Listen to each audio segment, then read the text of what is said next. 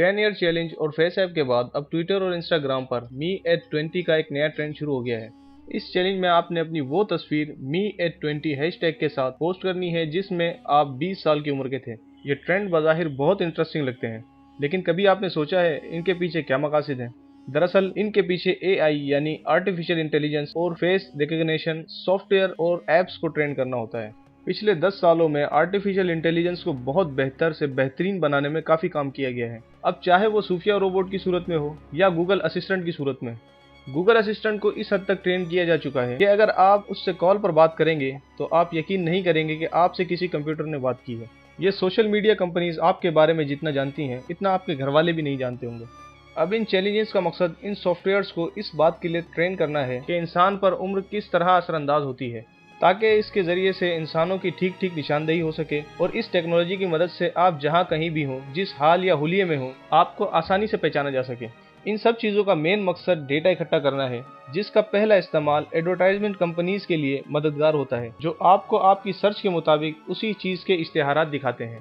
मिसाल के तौर पर अगर आप सोशल मीडिया के किसी भी प्लेटफॉर्म पर किसी बुक या किसी गैजेट के बारे में सर्च करेंगे, फेसबुक, यूट्यूब या गूगल का एल्गोरिदम आपको उसी के मुताबिक ऐड दिखाएगा। और इसका दूसरा मकसद, जो कि बहुत खतरनाक भी है, वो मिलिट्री मकासद को पूरा करने के लिए तमाम ममालिक का डेटा इनके पास पहले ही मौजूद होगा और फिर आर्टिफिशियल इंटेलिजेंस और फेशियल रिकग्निशन को ट्रेन करने के बाद उनकी जासूसी करना और भी आसान हो जाएगा।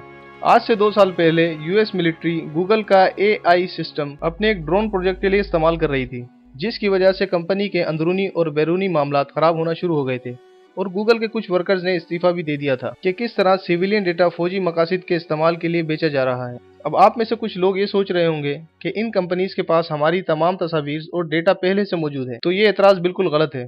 तो इस बात का जवाब ये है कि बेशक इन कंपनीज के पास हमारा तमाम डेटा और तस्वीर मौजूद है, लेकिन मुमकिन है कि इनकी अपलोडिंग डेट और इस तस्वीर की डेट में फ़र्क हो। मसलन एक तस्वीर आप अभी अपलोड करते हैं और वो आज से 10 या 20 साल पुरानी हो, उसे तरतीब देने के लिए बहुत सारे वर्कर्स और सुपर फास्ट कंप्यूटर्स और बहुत सा वक्त लगेगा।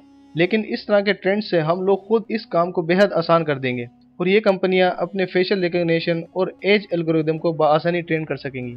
तो मेरे भाइयों, इस तरह के किसी भी ट्रेंड का हिस्सा बनने से पहले थोड़ा सा आस पड़ोस में झांक लिया करें और कम से कम ये सवाल पैदा करें कि ये क्या है, क्यों है, किस मकसद के लिए इसका इस्तेमाल हो सकता है। बस अंधे बनकर किसी भी सेलिब्रिटी को देखकर वो ये कर रहा है तो मैं भी कर लूं, जो कि बहुत गलत बात है। तो किसी भी ऐसे ट्रेंड को देखकर या किसी भी उसके लिए सबसे पहले सर्च करें, ताकि हमारी मालूमात में भी इजाफा हो और हमें पता चले कि आज की दुनिया किस तरह काम कर रही है। Over to you.